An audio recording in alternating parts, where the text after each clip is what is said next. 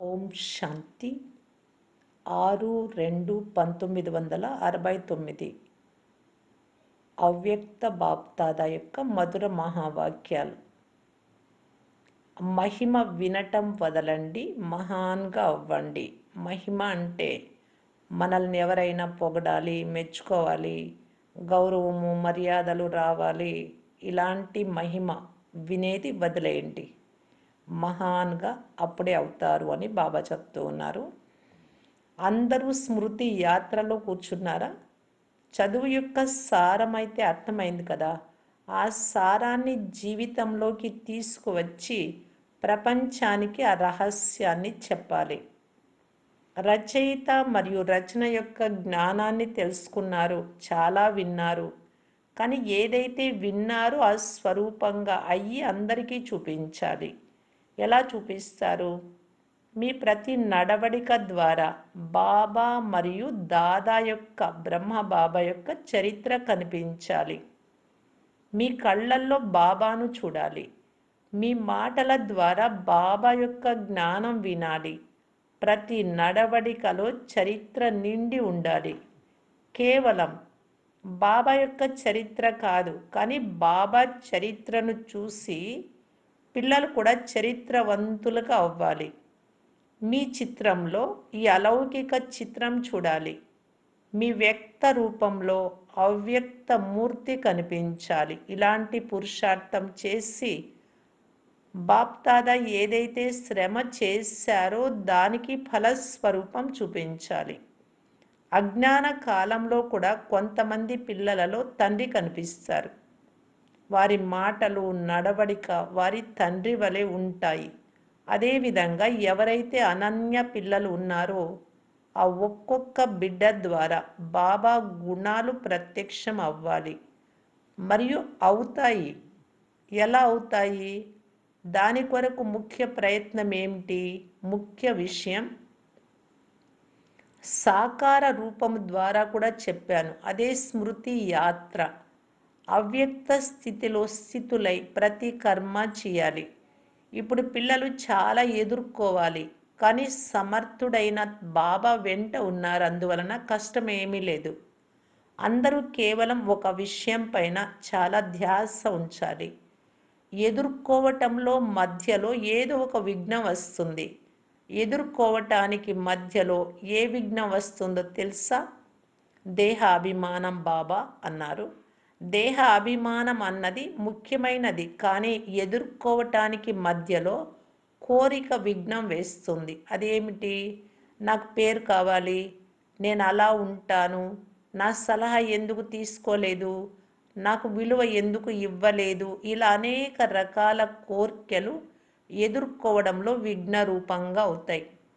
కనుక మాకు ఏ కోరిక ఉండరాదు, ఎదుర్కోవాలి అని స్మృతిలో ఉంచుకోవాలి.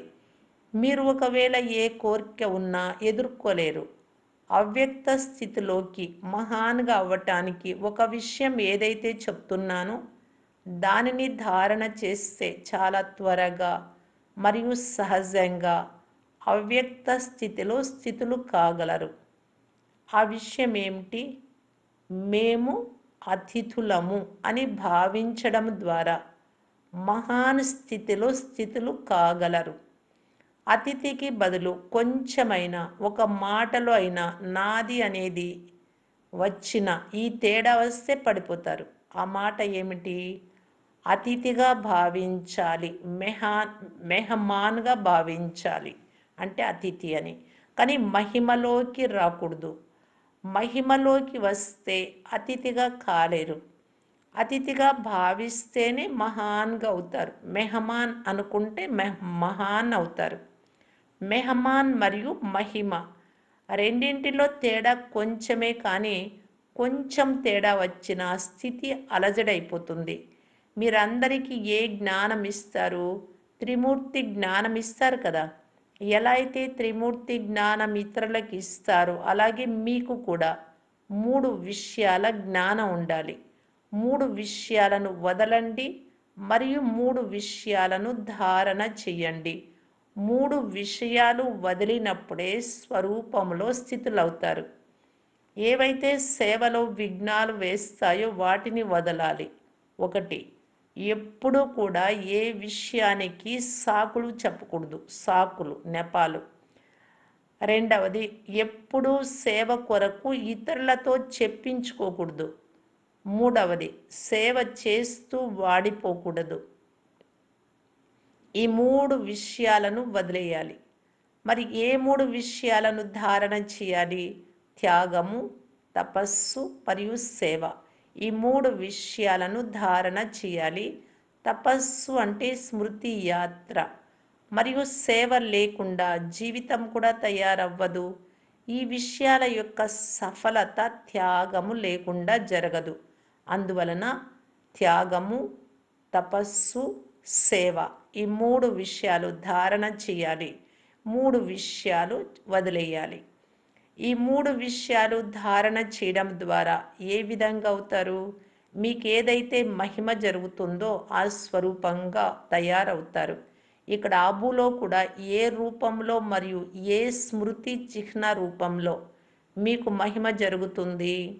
దిల్వాడా మందిరం బాబా అన్నారు. తపస్సుతో పాటు ఇంకా ఏ రూపానికి స్మృతి చిహ్నం ఉంది? ఎవరైతే దిల్వాడా మందిరాన్ని ధ్యాసగా చూశారో, గమనమిచ్చి చూశారో వారికి జ్ఞాపకం ఉంటుంది.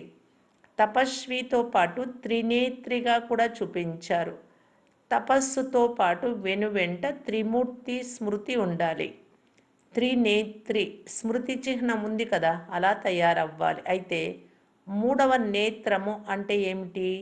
జ్ఞాన నేత్రం. జ్ఞానం యొక్క 3వ నేత్రాన్నే స్మృతి చిహ్న రూపంలో చూపించారు. తపస్వి మరియు త్రినేత్రిగా అవ్వాలి. 3వ నేత్రం బుద్ధి నేత్రం స్థిరంగా ఉంటేనే తపస్వి కాగలరు. జ్ఞాన నేత్రం మాయమైతే తపస్సు ఉండదు. అందువలన ఇప్పుడు త్రిమూర్తి మాటని కూడా స్మృతి చేస్తూ ధారణలో నడిస్తే అలా తయారవుతారు. అప్పుడు ఏదైతే శక్తుల మహిమ మరియు ప్రభావం ఉందో అది ప్రత్యక్షం అవుతుంది. ఇప్పుడు గుప్తంగా ఉంది. ఇప్పటి వరకు శక్తులు ఎందుకు గుప్తంగా ఉన్నారు? ఎందుకంటే ఇప్పటి వరకు మీ స్వమానము, మీ సేవ మరియు మీ శ్రేష్టతలు మీలోనే గుప్తంగా ఉన్నాయి. మీతో మీరే గుప్తంగా ఉన్న కారణంగా సృష్టిలో కూడా గుప్తంగా ఉన్నారు. ఎప్పుడైతే మీలో ప్రత్యక్షత వస్తుందో, గుప్తంగా ఉన్న వాటిని వెలికి తీస్తారో అప్పుడు సృష్టిలో కూడా ప్రత్యక్షం అవుతారు. ఇప్పుడు శివరాత్రి ఉత్సవం వస్తుంది కదా, శివరాత్రిని చాలా అట్టహాసంగా జరుపుకోవాలి. చాలా ఉత్సాహం మరియు ఉల్లాసంతో పరిచయం ఇవ్వాలి అందరికీ. ఎందుకంటే బాబా పరిచయంలోనే పిల్లల పరిచయం కూడా వచ్చేస్తుంది. బాబా పరిచయం మీరు ఇస్తే బాబా మరలా అవ్యక్తంలో పిల్లల పరిచయం, పిల్లల సాక్షాత్కారం ఆత్మలకు చేయిస్తారు. కనుక ఈ శివరాత్రికి ఏదో ఒక నవీనత చూపించాలి. ఏ నవీనత చూపిస్తారు? ఇప్పటి వరకు ఏదైతే ఉపన్యాసం చెప్పారో అది యోగము మరియు శక్తిని అనుసరించి మంచిగానే చెప్పారు. కానీ ఇప్పుడు విశేషంగా శక్తి రూపంతో ఉపన్యాసం చెప్పాలి. శక్తి రూపం యొక్క ఉపన్యాసం ఎలా ఉంటుంది? సవాలు చేయాలి. ఏ సవాల్ చేస్తారు? ఇంకా ఎక్కువ శక్తి రూపంతో సమయం యొక్క గ్రహింపునివ్వండి. మరియు బాబా కర్తవ్యం ఇప్పుడు ఎక్కువ సమయం నడవదు అని మాటి మాటికి చెప్పాలి. కొంచెం సమయము చేతులారా పోగొట్టుకున్నారు. కానీ ఏదైతే ఇక కొద్ది సమయం ఉందో దానిని కూడా పోగొట్టుకోకండి అని శక్తిశాలిగా సమయం యొక్క గ్రహింపునివ్వండి. ఎలా అయితే ఈ రోజుల్లో సైన్స్ వారు బాంబులు తయారు చేస్తూ ఉన్నారు.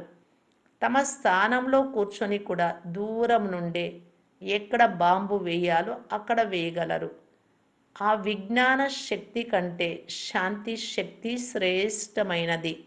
ఎలా అయితే విజ్ఞానం వారు బాంబులు తయారు చేస్తున్నారో అలాగే ఇప్పుడు శక్తులని శాంతి శక్తితో బాంబు వలె ప్రయోగించాలి. ఆదిలో శక్తుల సవాలు నడిచేది. ఆదిలో వలి ఇప్పుడు సవాలు లేదు. ఇప్పుడు విస్తారంలోకి వచ్చేశారు. విస్తారంలోకి రావడం ద్వారా సవాలు చేసే రూపం గుప్తమైపోతుంది. ఇప్పుడు మరలా బీజ రూప స్థితిలో స్థితులై సవాల్ చేయండి. ఆ సవాలు ద్వారా కొంతమందిలో బీజం పడుతుంది.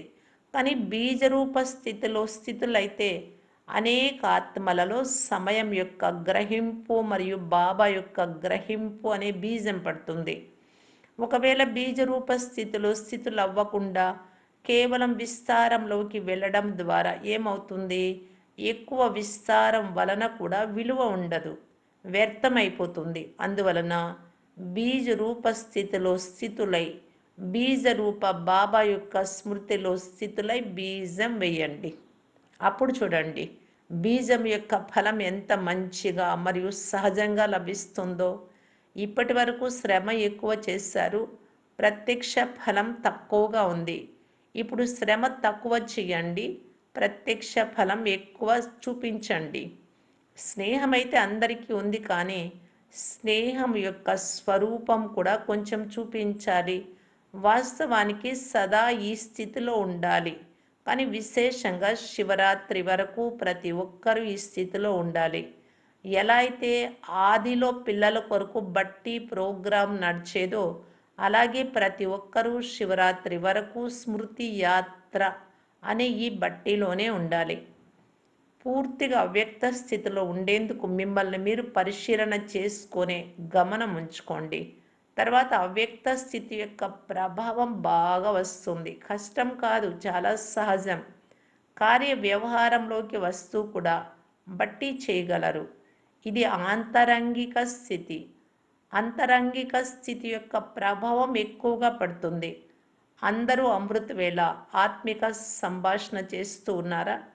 ఇప్పటి వరకు ఇలాంటి వాయుమండలం చేరలేదు. ఇప్పటి వరకు మధువనం వారు కూడా స్నేహం యొక్క ప్రత్యక్షత ఇవ్వలేదు. నలువైపులా చాలా తక్కువ మంది పిల్లలు స్నేహం యొక్క ప్రత్యక్షతను ఇచ్చారు. బాబాకు పిల్లలపై ఎంత స్నేహం ఉంది!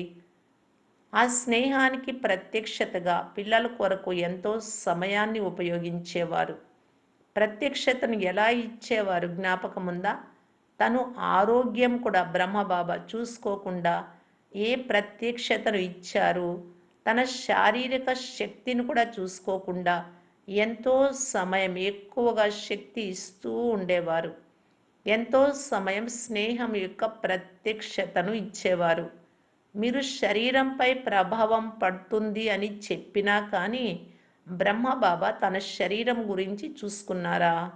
ఇది స్నేహం యొక్క ప్రత్యక్షత అంటే. బాబా ఏ కర్మ చేసి చూపించారో అదే మీరు చెయ్యాలి. అమృతవేళ బాబా ఎలా చేసి చూపించారో పిల్లలు కూడా అదే విధంగా చెయ్యాలి. ఇప్పటి వరకు ఈ ఫలితం చూశారు. ఈ విషయంలో మీ మనస్సుని సంతోషం చేసుకుంటూ ఉన్నారు.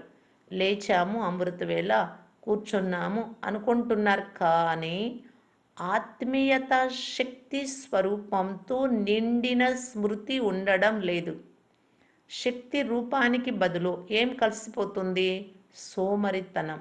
సోమరితనం కలవడం వలన సంభాషణ చేస్తూ ఉన్నారు, కానీ మీ బుద్ధి లైను స్పష్టంగా ఉండడం లేదు. అందువలన ఆత్మిక సంభాషణలో ఏదైతే అనుభవం చేసుకోవాలో అది చేసుకోవడం లేదు. కల్తీ ఉంది కనుక ఇక్కడ ప్రారంభిస్తే మధుబన్లో మధుబన్ నివాసీలను చూసి అందరూ చేస్తారు. మధుబన్ నివాసీలలో ఎవరైతే విశేష స్నేహిలు ఉన్నారో వారు పరిశీలన చేయాలి. స్నేహంలో స్వతహాగానే అర్పణ చేయగలరు. ఓం శాంతి.